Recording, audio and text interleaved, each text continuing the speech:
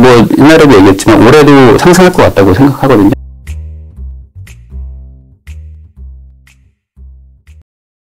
그렇게 판단하시는 근거는 지금 보합인 건데. 네, 지금은 보합이죠. 근데 이게 반대로 생각해보면 이해가 되실 수도 있을 것 같은데, 네네.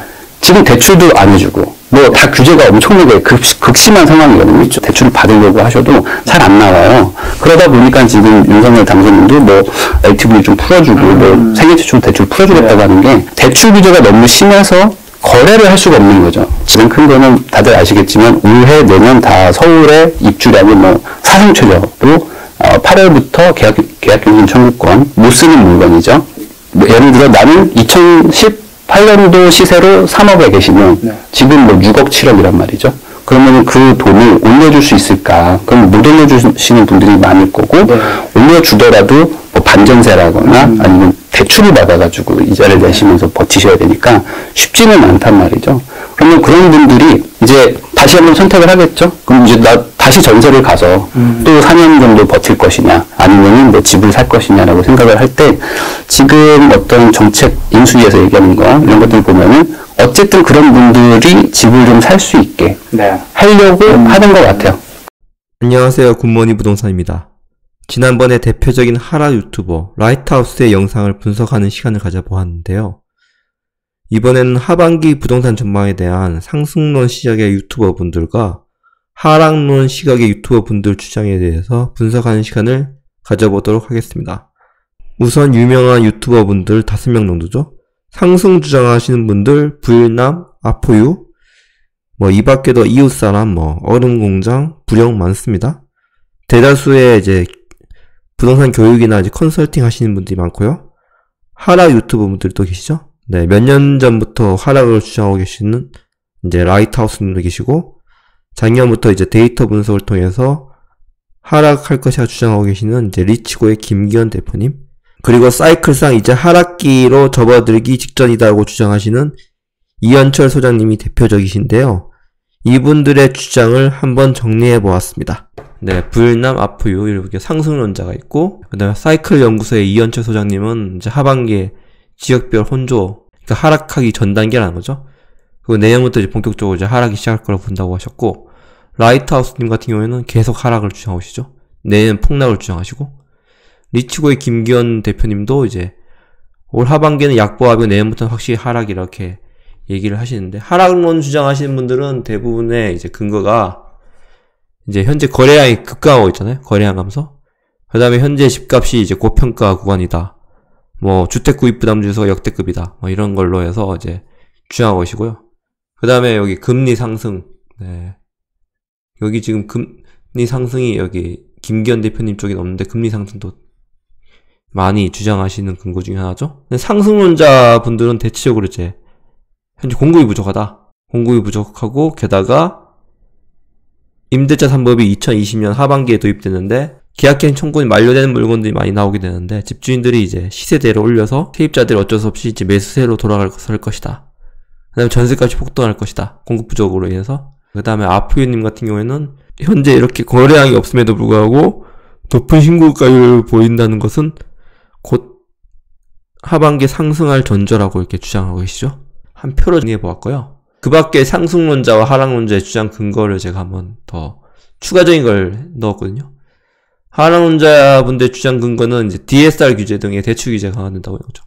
7월 달부터 이제 1억 원 초과부터는 이제 DSR 규제 40%에서 60%를 받는다는 거죠. 예를 들어서 현재 연봉이 5천만 원 정도 되신 분들 같은 경우는 시뮬레이션 해보니까 3억 5천 정도 나오더라고요. 대출이.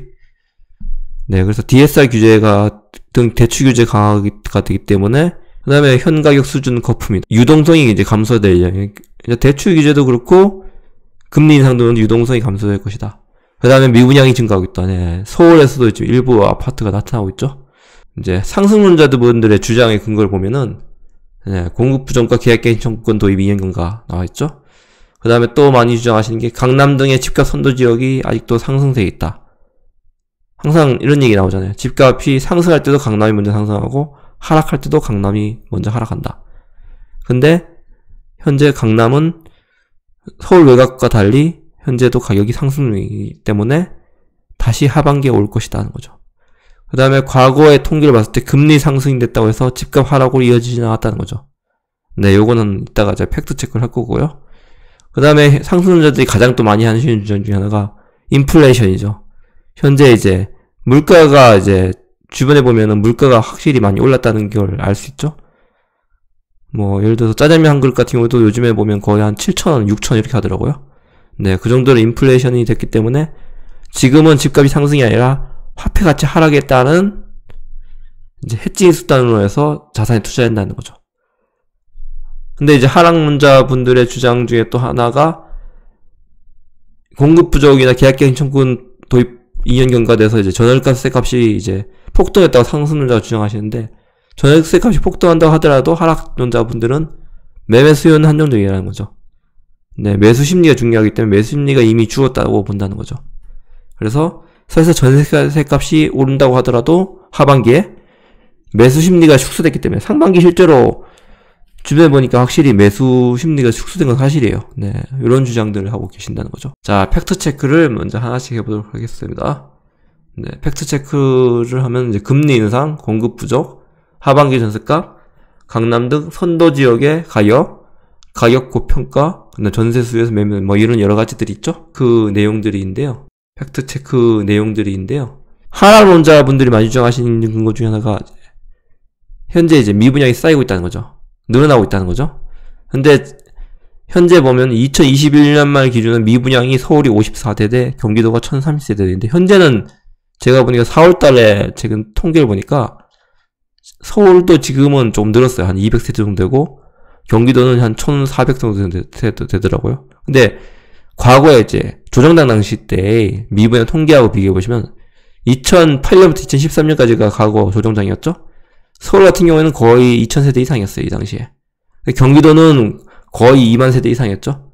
그러니까 현재 늘어났다고는 하지만은 현재 미분양 이 수치 자체가 과거 역대 한 10몇 년대에 비하면은 굉장히 낮은 수준이라는 거죠. 그 다음에 이제 기준금리 추이, 조정당 당시에 기준금리 추이 자료인데요. 보시는 것처럼 이제 2008년 8월이죠.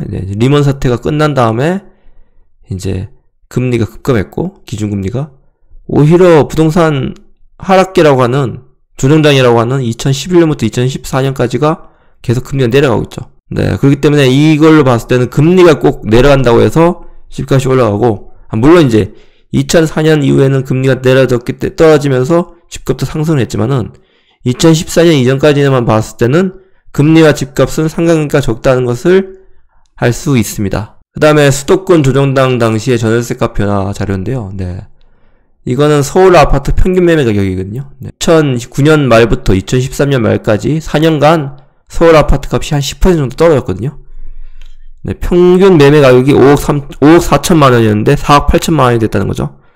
그럼 10% 살짝 넘게 떨어졌죠. 그런데 반면에 이 기간 동안에 전세값은 무려 34%나 상승했다는 거죠. 그럼에도 불구하고 매수세가 사라지지 않았다는 거죠. 그러니까 지금 상승론자분들이 주장한 것 중에 하나가 하반기에 전세값이 폭등 예정이기 때문에 설사 전세값 지표상으로는 상승이 아니더라도 2년 전이나 4년 전에 전세 계약하신 분들 입장에서는 굉장히 부담될 것이다 라는 주장인데, 왜냐면 많이 2년 사이에 상승이 높았잖아요. 근데 이 표를 보면 알겠지만은 반드시 전월세 값이 상승한다고 해서 매매 수요 이어진다고는 볼 수 없다는 거죠.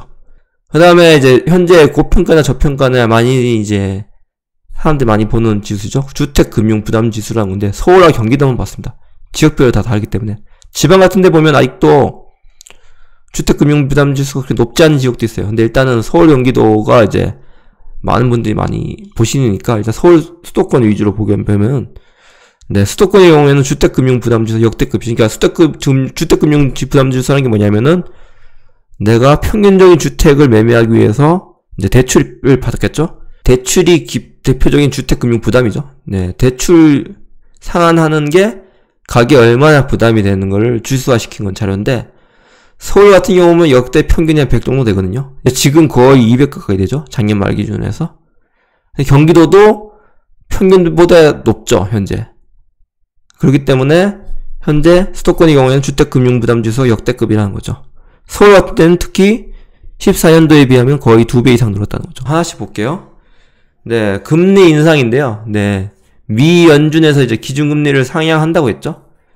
근데 상승폭은 알 수 없으나 대체적인 사람들의 주장이 상승은 확정적이라고 보고 있습니다. 공급 부족.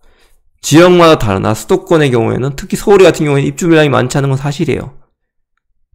서울의 적정 공급량이 뭐 5만 세대라고 보통 얘기를 하는데 하반기 같은 경우에는 입주 물량이 내년도 그렇고 올 하반기도 그렇고 적정 수준의 거의 절반 이하긴 하거든요. 서울이나 주요 수도권 지역은 입주 물량이 많지 않다는 것은 확실하고요.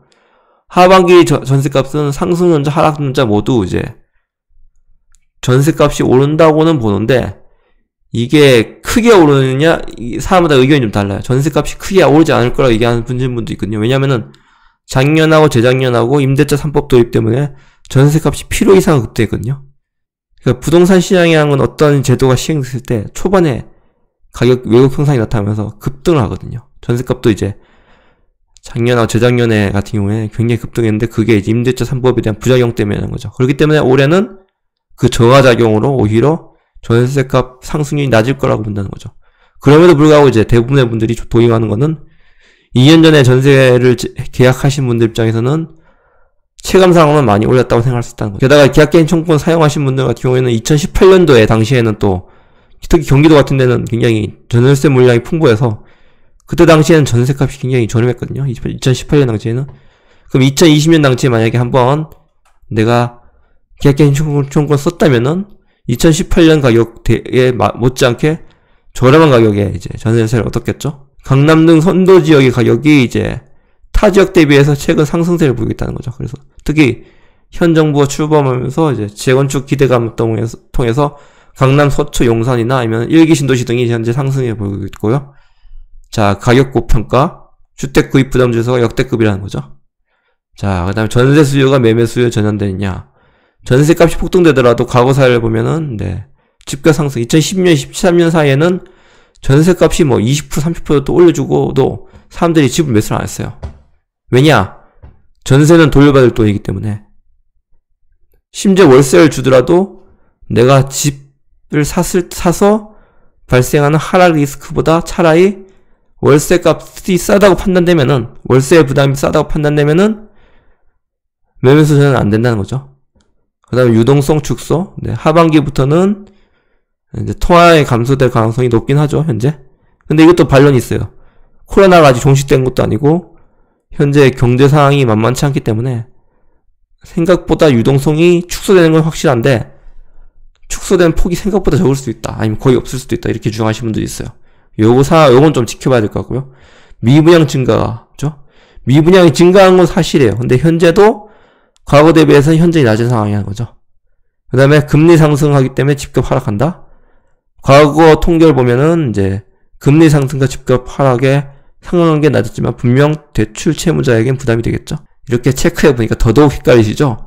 아, 저조차도 정말 헷갈립니다. 어떻게 보면 상승할 것 같고 어떻게 보면 하락할 것 같은데 그래도 여러 가지 제가 부동산 투자를 한 지가 제가 거의 20년 됐기 때문에 제가 과거의 경험들 토대해서 제가 한번 예측을 해보도록 할게요. 지금 중요한 건 수도권이에요. 지방 같은 데는 오히려 지금 지방도 보면은 뭐 전주나 전북이나 강원도나 경남 같은 데는 상승세를 보이고 있죠.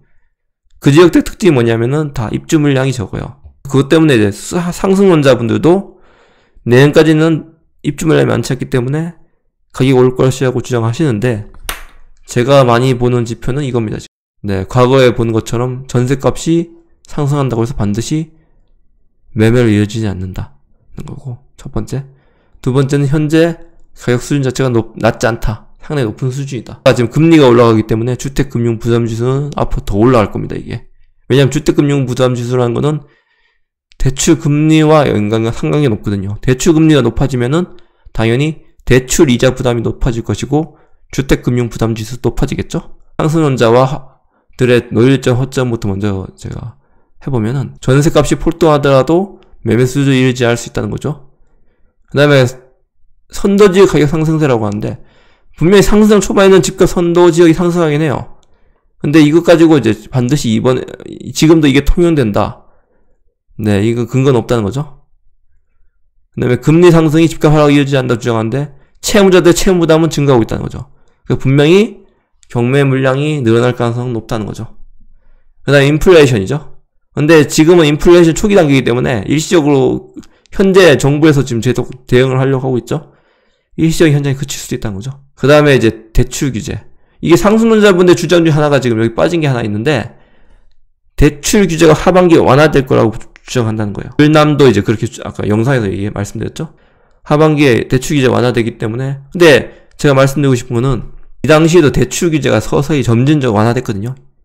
대출 규제가 이명박 정권 때인데 2011년, 12년, 13년 갈수록 대출 규제를 풀었어요. 풀었는데 가격이 떨어지죠. 그러니까 사람들의 매수 심리가 중요하다는 거예요. 대출 규제를 서서히 푼다고 해서 반드시 가격 상승세로 이어지지 않는다. 하지만 아직까지는 사람들이 상승에 대한 믿음이 있는 분들도 많기 때문에 대출 규제가 완화될 경우에 분명히 상승할 수 있는 근거는 될 수 있어요. 하락론자의 허점입니다. 금리 상승, 네, 상황이 약하다. 그래서 대출 규제 강화되는데 자 나왔죠. DSR 규제는 강화돼요. 근데 LTV 규제 완화시킨다고 했잖아요. 현 정부에서.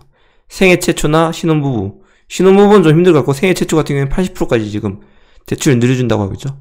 그 다음에 15억 초과 주택 같은 경우에 현재 투기가율 지구에서 지금 대출이 금지되어 있는데 이게 지금 이번 하반기 쪽에 이제 위헌 소송을 넣었잖아요, 지금. 만약에 이게 위헌 판결이 나면은 15억 초과 대출이 15억 주택, 초과 주택도 대출 금지가 풀릴 수 있겠죠. 그렇기 때문에, 그래서 제주에 보면은 15억 이상되는 물건을 지금 전세 끼고 사시더라고요. 왜냐? 15억 초과 주택에 대출 규제가 풀릴 거란 거예요. 실제로 제주에도 봐도 15억에서 18억 사이 요 정도 되는 아파트들이 가격이 정체가 심해요. 10억에서 15억까지 구간 아파트들의 가격 상승세보다 15억에서 18억 사이에 되는 아파트들의 가격 상승률이 낮은 걸 볼 수 있더라고요. 그게 대출 때문인 거거든요. 왜냐?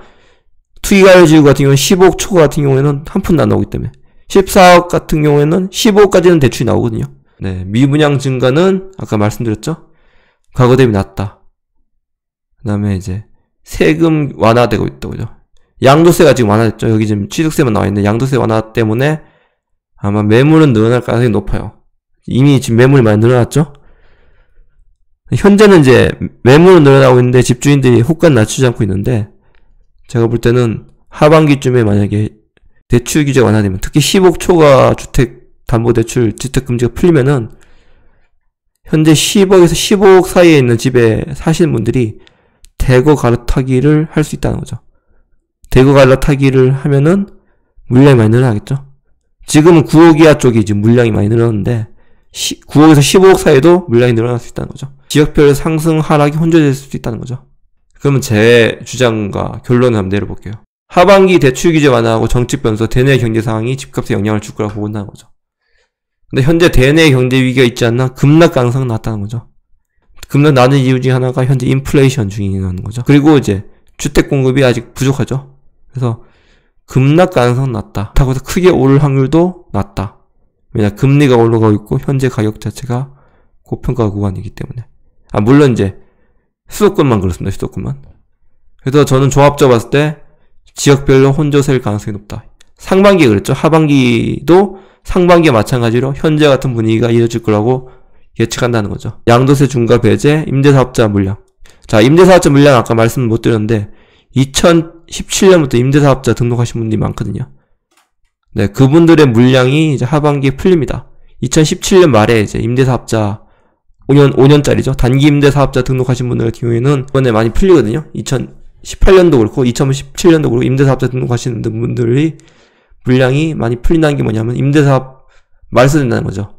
말소된 물량이기 때문에 시중의 매물은 증가로 예상된다는 거죠. 그 다음에 이제 금리 인상되고 대출 규제 때문에 수요 감소. 근데 대출은 규제라고 얘기하시는 분도 있고 또 완화 얘기도 나오고 있죠. 근데 DSR 같은 경우에는 강화되기 때문에 네, 수요 감소될 거라고 본다는 거고요. 근데 이제 10억 초과 대출 위헌 판정 시 이제 10억 초과 주택 상승 가능성이 높다고 되어 있는데 제 개인적인 생각으로는 위헌 판정 날 가능성이 높아요. 6월 15일 날 첫 공판을 한다고 하는데 이제 민주당에서 이 소송에 대해서 반대되는 의견을 지금 주장을 하기가 좀 쉽지 않다고 하시더라고요. 그래서 10억 초과 주택 상승 가능성이 높아질 것이다. 반면에 9억에서 15억 구간에 있는 아파트들은 갈아타기 할 가능성이 높겠죠. 그러면 물량이 많이 나오겠죠. 그럼 서로 팔려가겠죠. 좀 싸게라도 팔고 내가 대출 받아가지고 15억 초과 주택을 사고 싶겠죠. 상대적으로 지금 15억 초과 주택들은 가격 상승이 눌린 상태거든요. 그리고 이제 세계 최초 대출 규제가 완화된다고 하는데, 세계 최초 대출 규제가 제가 볼 때는 모든 가격대에 다 적용되진 않고, 뭐 9억 이하는 뭐 80%, 12억 이하는 뭐 60% 이런 식으로 아마 가격대별로 나눠질 것 같은데, 서울 같은 경우에는 이제 중저가고, 경기도나 아니면은 지방 같은 경우에는 중저가가 아니겠죠. 현재 상승세인 지역 같은 경우에는, 아니면은 현재 이제 하락을 하긴 하는데, 현재 하락 폭이 적은 지역들 같은 경우에는 상승으로 이어질 수 있다는 거죠. 대출 규제가 완화됐을 경우에는. 근데 반면에 현재 이제 가격이 하락되고 있는 지역 같은 경우에는 하반기에도 설사 대출 규제가 풀린다고 하더라도 매수세로 이어지지 않을 가능성이 높다는 거죠. 그리고 유동성이 내년 이후 이제 부동산 시장에 영향을 줄 것이라고 제가 보고 있고요. 그래서 만약에 축소된다면, 그러니까 지표를 잘 보셔야 돼요. 통화량 이제 증가가 되는지 안 되는지를 꼭 봐야 되거든요. 통화량 증가가 만약에 내년 이후에 축소된다면은 수도권 부동산도 약보합 가능성이 높고, 내년 이후에 축소폭이 없거나 아니면 적거나 아니면 거의 없을 경우에는 현재 같은 분위기, 혼조세 내지 약한 상승이 날 수도 있겠죠. 지역별로. 네, 이럴 가능성이 높게 본다는 거죠. 그래서 제가 한번 이렇게 주장들을 한번 정리해봤고요. 하반기 부동산 시장 정말 저도 많이 궁금합니다. 어떻게 될지. 제 예측이 맞을지도 정말 궁금하고요. 여기 보면 많은 이제 주장을 하고 계시잖아요. 여기 유튜버 분들.